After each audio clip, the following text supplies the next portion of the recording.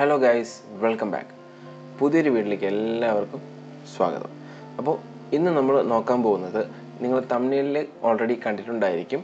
അപ്പോൾ ഇവിടെ നമ്മളൊരു മങ്കി അല്ലെങ്കിൽ ഒരു കുരങ്ങൻ ബാക്കിൽ ഒരു കൂട്ടിനകത്ത് നിൽക്കുന്ന ഒരു ഫോട്ടോയാണ്. നമ്മളിത് എപ്പോഴും എടുക്കുന്ന പോലെ ഫ്രീ വെബ്സൈറ്റിൽ നിന്ന് എടുത്തിട്ടുണ്ട്. അതിൻ്റെ ലിങ്ക് ഞാൻ ഡിസ്ക്രിപ്ഷനിൽ കൊടുത്തിട്ടുണ്ട്. നിങ്ങൾക്ക് വേണമെങ്കിൽ ഈ ഫോട്ടോ എടുത്ത് ചെയ്ത് നോക്കാവുന്നേ ഉള്ളൂ.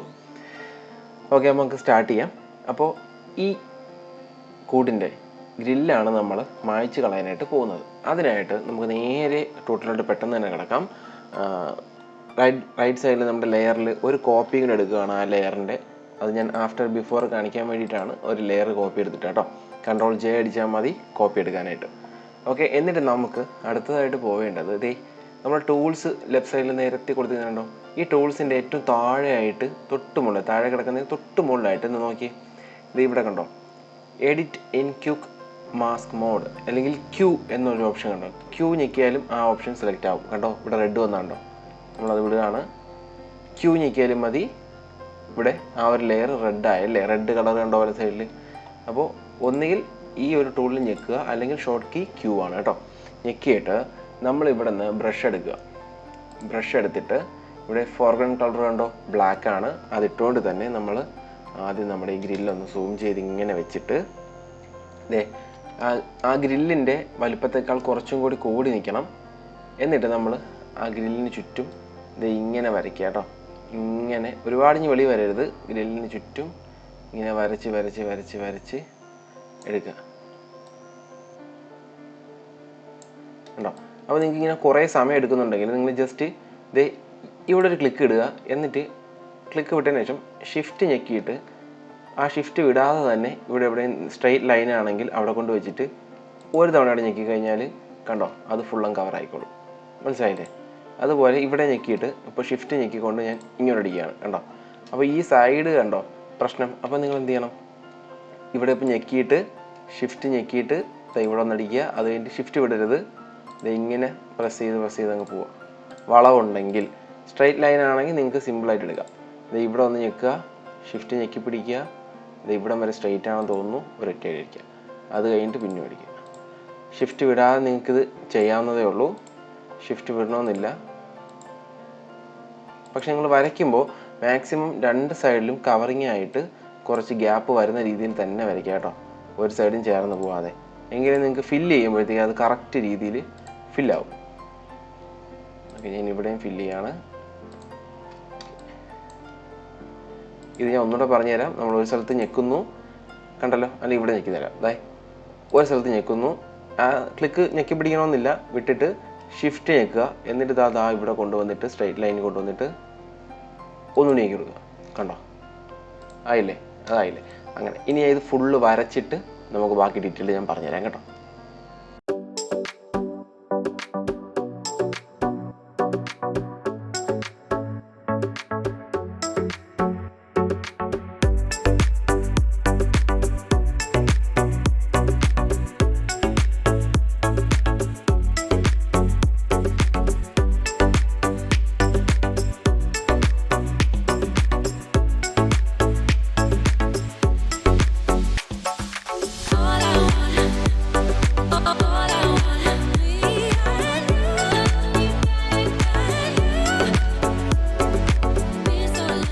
ഓക്കെ, നമ്മൾ ഇപ്പോൾ ഏകദേശം എല്ലാം വരച്ച് ക്ലീൻ ആക്കിയിട്ടുണ്ട്.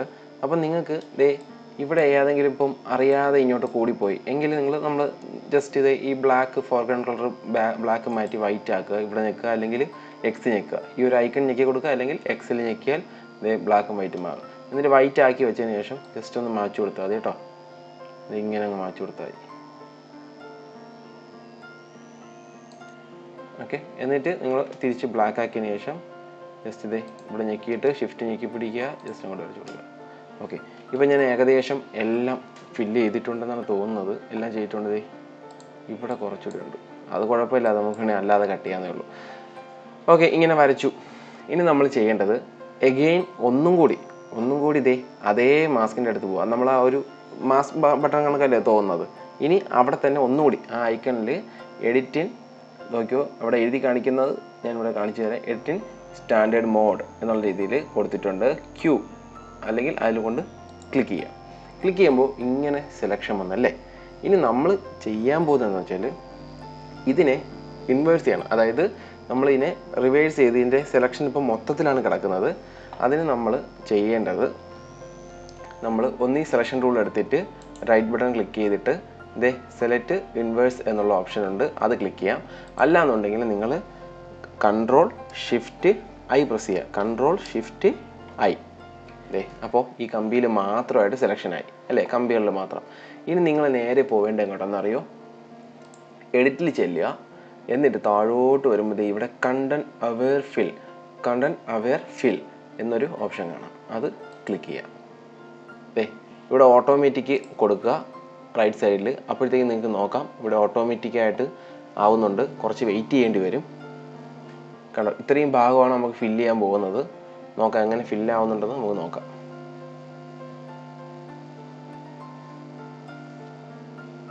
ഓക്കെ, ടടാ, കണ്ടോ ഫില്ലായത് കണ്ടോ.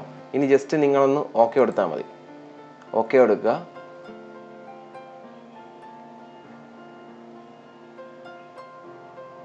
വെയിറ്റ് ചെയ്യാം കേട്ടോ, ലോഡിങ് ആവുന്നുണ്ടോ. ടൈം എടുക്കും. നിങ്ങളുടെ കമ്പ്യൂട്ടറിൻ്റെ സ്പെക്ക് അനുസരിച്ചിരിക്കും എൻ്റെ സ്പീഡും കാര്യങ്ങളൊക്കെ കേട്ടോ. ഇത് എന്നാലും കുറച്ച് ടൈം എടുക്കുന്ന കാര്യം തന്നെയാണ്. കൺവേർട്ട് ചെയ്ത് ഇത്രയും അത് ഓട്ടോമാറ്റിക്കായിട്ട് സോഫ്റ്റ്വെയർ തന്നെ ചെയ്തു തരുന്നത് കൊണ്ട് ഇച്ചിരി സമയം എടുക്കും. കുറച്ച് നേരം ഒന്ന് വെയിറ്റ് ചെയ്യുക. വെയിറ്റ്.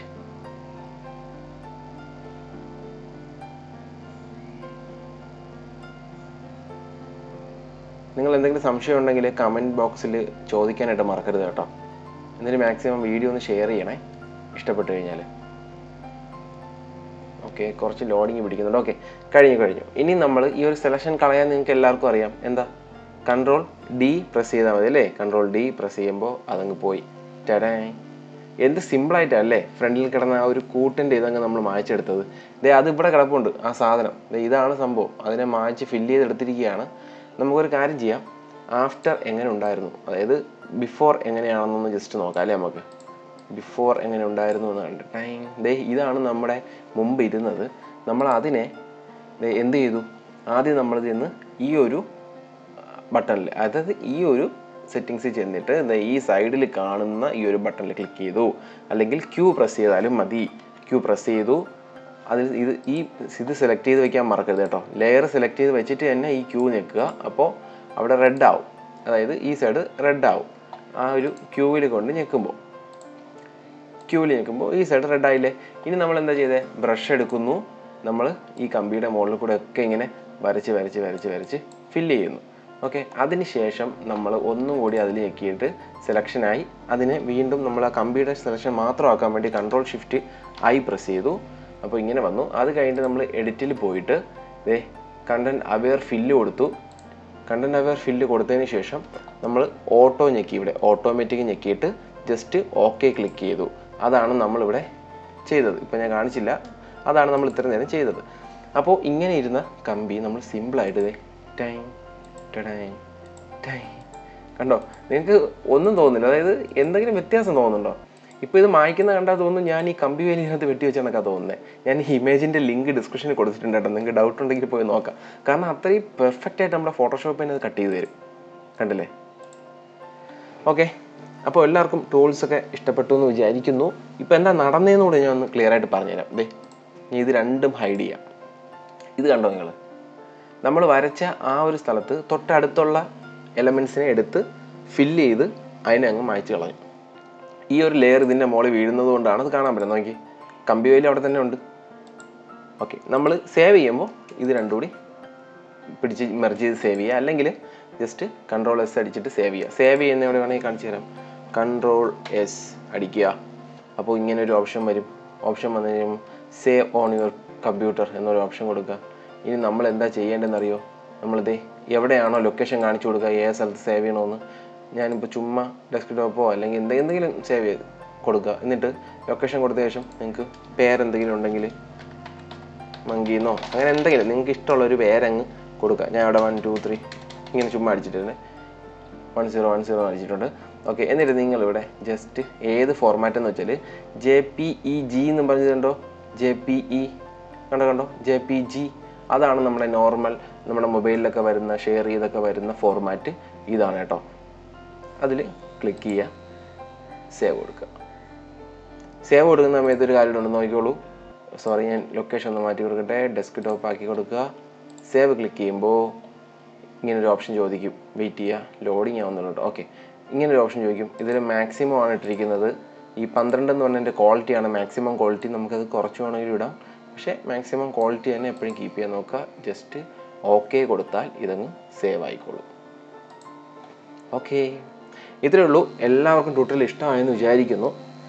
ഇഷ്ടമായെങ്കിൽ അല്ലെങ്കിൽ നിങ്ങൾക്ക് ഇത് യൂസ്ഫുള്ളായി, ടൂളെല്ലാം മനസ്സിലായി, ഉപയോഗപ്പെട്ടു എന്ന് മാത്രം ഉണ്ടെങ്കിൽ നിങ്ങൾ സബ്സ്ക്രൈബ് ചെയ്യുക, ലൈക്ക് ചെയ്യുക, ഷെയർ ചെയ്യുക. ഓക്കെ, കമൻറ്റ് മസ്റ്റായിട്ട് ഇടണം കേട്ടോ എല്ലാവരും. അടുത്തൊരു വീഡിയോ കാണുന്നവരെ ബൈ.